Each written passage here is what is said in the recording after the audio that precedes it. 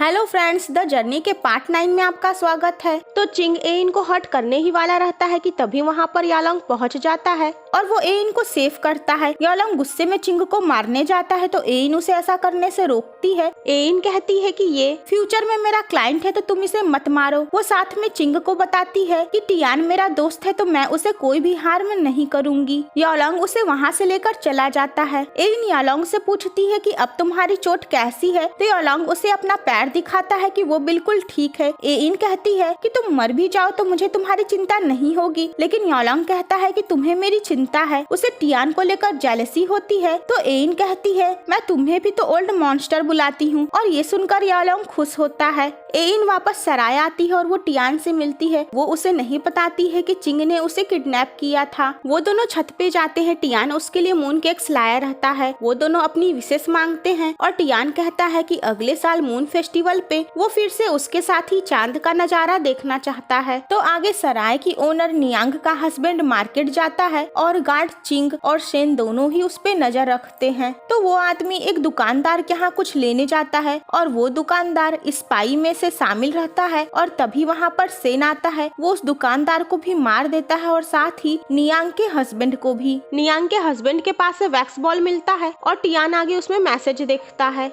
तो नियांग अपने हस्बैंड के लिए परेशान होती है कि वो अभी तक वापस क्यों नहीं लौटा और वो टाउन जाने लगती है तो उसकी तबीयत ठीक नहीं रहती है, इसीलिए एइन उसके जगह अपने टाउन जाती है। रास्ते में एइन की गाड़ी का पहिया टूट जाता है, वो नीचे गिर जाती है। तभी वहाँ पर एक लुटेरा उसके ऊपर अटैक करने आता है, लेकिन यालोंग एक बार फिर से सही टाइम पर पहुंचकर एइन की जान बचाता है। फिर एइन यालोंग के साथ टाउन आती है। तो फिलहाल टाउन में बहुत सारे लोग मारे गए रहते हैं और लोगों का कहना रहता है कि वहाँ प्लेग फैल गया है। एइन को एक रोती हुई बच्ची मिलती है और वो उसकी चिंता करने लगती है। तो यालोंग कहता है कि जब इसके माँ बाप को ही इसकी चिंता नहीं, वो इसे छोड़कर भाग गए, तो तुम्हें इसकी चिंता क्यों हो रही है? वो इंसानों की बुराई करता है। तो एइन कहती है कि तुम इंसानों के प्यार को कम मत समझो। तो तभी उस लड़की के माँ बाप आ जाते हैं और वो उस लड़की को लेकर चले जाते हैं। तो एइन कहती है कि देखा। वो यालोंग से कहती है कि तुम किसी भी बेगुनाह इंसान को मत मारना। तो यालोंग मुस्कुराता है। वो यालोंग को वहाँ की डेड बॉडी जलाने के लिए हेल्प करने के लिए कहती है। तो यालोंग कहता है कि तुम एक शाही वैम्पायर को ऐसा काम करने के लिए कह रही हो। वो एइन के मुंह पर कपड़ा भी बांधता है ताकि उसे इन्फेक्शन से बचाया जा सके।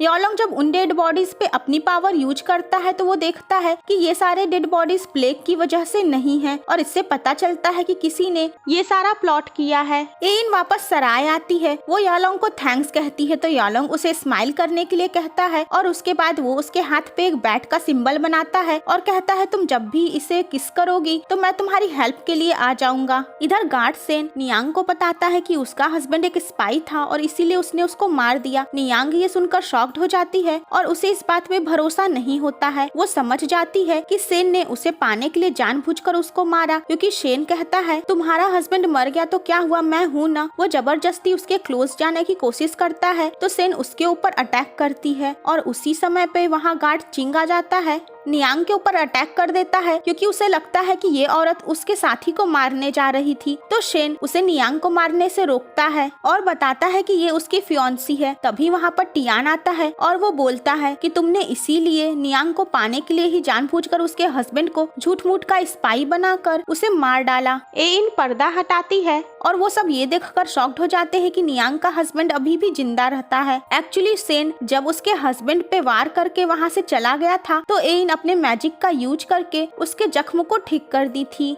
एइन अब तक जितनी भी घटनाएं घटी रहती हैं उनका ब्यौरा देकर ये साबित कर देती है कि असली स्पाई तो सेन है, और साथ में ये भी दिखाया जाता है कि एइन और टियान पहले ही जान चुके थे कि सेन ही असली स्पाई है और टियान ने सेन की बॉडी पे एक टैटू भी देख लिया था जो उसके स्पाई होने का सबूत था। एइन ये भी समझ जाती है कि इसके पहले पास्ट में क्या हुआ होगा। सेन नियांग को लाइक करता था इसलिए उसने उसके हस्बैंड को मार दिया। नियांग ये जानने के बाद सेन को मार दी और फिर उसका क्लाइंट चेंग गुस्से में नियांग को मार दिया जो मरने के बाद उसकी आत्मा उसे कर्स दे दी थी, लेकिन इस बार एइन ने ये सब होने से रोक दिया था। तो सेन के स्पाई होने की सच्चाई खुल गई थी, लेकिन तभी वहाँ पर सेन के ढेर सारे आदमी आ जाते हैं और वो बताता है कि उसने डेट को बदल दिया था और उस सराय में दुश्मन उसी दिन हमला कर दिए। टियांग और चिन सबसे लड़ने लगते हैं और इस प्रोसेस में वो दोनों ही काफी ज्यादा घायल हो जाते हैं। एइन सबको फ्रीज करने का मैजिक करती है और उसके बाद वो नियांग के फैमिली और टियान और चिंग के साथ जाने लगती है। तो चिंग वहीं पर रुक जाता है बाकी सैनिकों को रोकने के लिए और बाकी सब आगे बढ़ते हैं। टियान को अपने साथी को देखकर बहुत दुख होता है क्योंकि वो मर जाता है। तो एइन सबके साथ टाउन में पहुंचती है और उसके बाद नियान अपने हस्बैंड के साथ वहां से चली जाती है। तो टियान की हालत बहुत ज्यादा खराब रहती है। एइन उसके लिए दुखी होती है और वो हेल्प के लिए बुलाती है यालोंग को। यालोंग वहाँ खुश होकर आता है, लेकिन ये देखकर उसे बुरा लगता है कि एइन ने उसे टियान के लिए बुलाया है। एइन उसे टियान की जिंदगी सेव करने के लिए कहती है, तो यालोंग कहता है कि मेरा इससे कोई भी लेना देना नहीं है। एइन टियान की हालत देखकर उसके लिए रोती है। टियान उसे बाहर भेज देता है और उसके बाद वो यालोंग से रिक्वेस्ट करता है कि वो उसे भी वैम्पायर बना दे ताकि अपने मरे हुए साथी का बदला ले सके और दुश्मनों को मार कर अपने राज्य को बचा सके। तो यालोंग उसे वैम्पायर बना देता है। टियान बाहर आता है और एइन ये देखकर शॉक्ड होती है कि टियान भी एक वैम्पायर बन गया है। वो वहाँ से चला जाता है। फिर टियान जाकर सारे दुश्मनों को ढेर कर देता है। उसके बाद वो छत पे जाके बैठ जाता है। एइन आती है और उससे कहती है कि सनराइज होने वाला है और तुम जल्दी से यहाँ से चले जाओ। लेकिन टियान कहता है एक वैम्पायर बनकर अंधेरे भरी जिंदगी जीने से अच्छा है कि वो मर जाना चाहता है।